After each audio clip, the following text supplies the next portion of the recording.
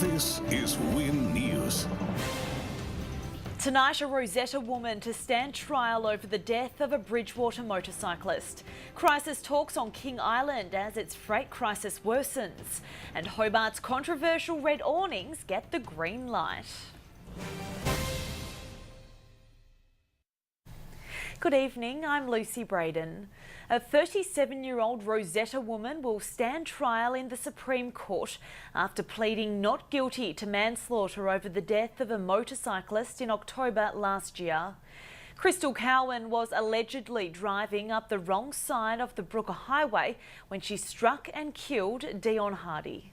48-year-old Bridgewater man Dion Hardy was riding a motorcycle along the Brooker Highway at Glenorchy at around 11 o'clock on the night of October 14 last year. A 33-year-old man has been charged with aggravated burglary and stealing following an incident in North Hobart this morning. Police were called to Elizabeth Street just after 6 o'clock after residents allegedly found two men inside their home stealing property. Labor MP Shane Broad is on King Island tonight for talks as its freight crisis worsens. The state government insists it's working to have a ship in place to transfer much needed fertiliser to the island before it's too late. With thousands of tonnes of stock and fertiliser ready and waiting to be shipped to and from King Island, there's calls for the government to act. There's a backlog of freight that needs to get across to the island, in particular fertiliser, and it's just that issue's not being addressed by the Minister. Ahead on Win News, Launceston recognises its hard-working volunteers and calls for footy fans to get behind AFL matches in Tasmania.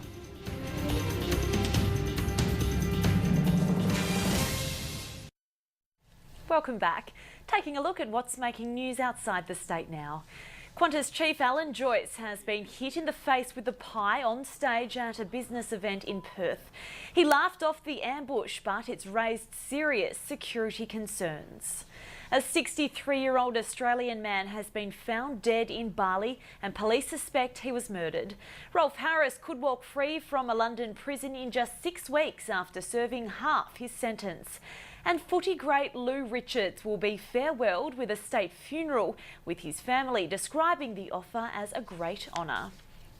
Volunteers and charitable organisations have been recognised for the work they do in the Launceston community at a Volunteer Week ceremony today. 5 outstanding achievement awards were among a long list of accolades presented. Sport now with Brent Costelloe, and Hobart Zebras speak out following the shock resignation of Peter Saville. That's right, Lucy. We hear from the club's president after the break. Also tonight we meet the Hobart Chargers' newest recruit.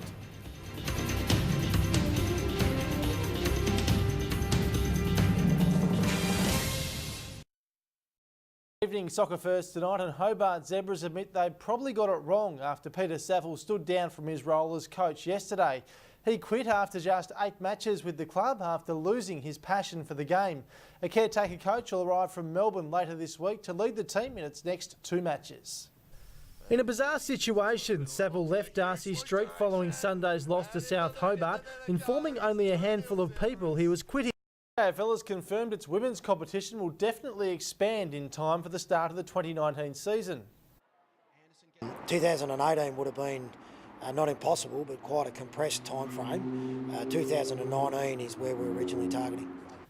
That is it for sport tonight, Liz. Beautiful work, thanks Brent. Stay with us, I'll have all your weather details next.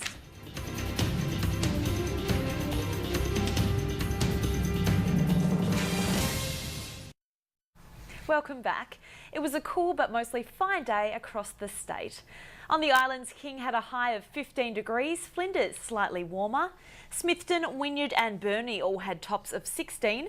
Devonport and Launceston were clear and sunny with 17. It was a lovely day in the east. St Helens reached 16, Swansea 15. In the west, Strawn and Queenstown also had 15. And Hobart was mostly cloudy today with 14 the top. The satellite shows a low and associated trough sitting in the Tasman Sea. On the water tomorrow, westerly winds up to 15 knots in the north with swells under 1 metre. In the east, winds up to 10 knots and a southeasterly swell of 1.5 metres. On the south coast, 10 to 15 knot winds with a 3 metre swell. And in the west, northwesterly winds up to 20 knots with a 2.5 metre swell. A frost warning is current for the Midlands forecast district. Tomorrow's weather will be mostly sunny and cool with scattered showers in the west. On the islands, King should reach 16 degrees, Flinders 17. Similar conditions in the northwest, Wynyard and Burnie also 17, slightly cooler for Devonport. Mostly sunny and 16 for Launceston. In the east, St Helens and Swansea will be sunny.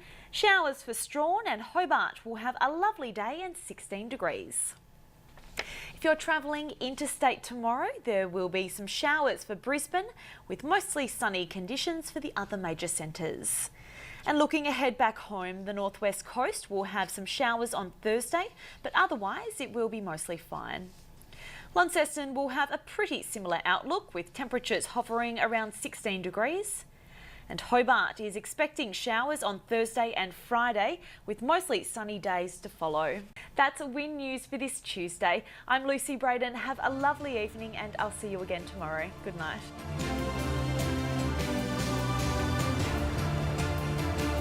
This has been a Win News presentation.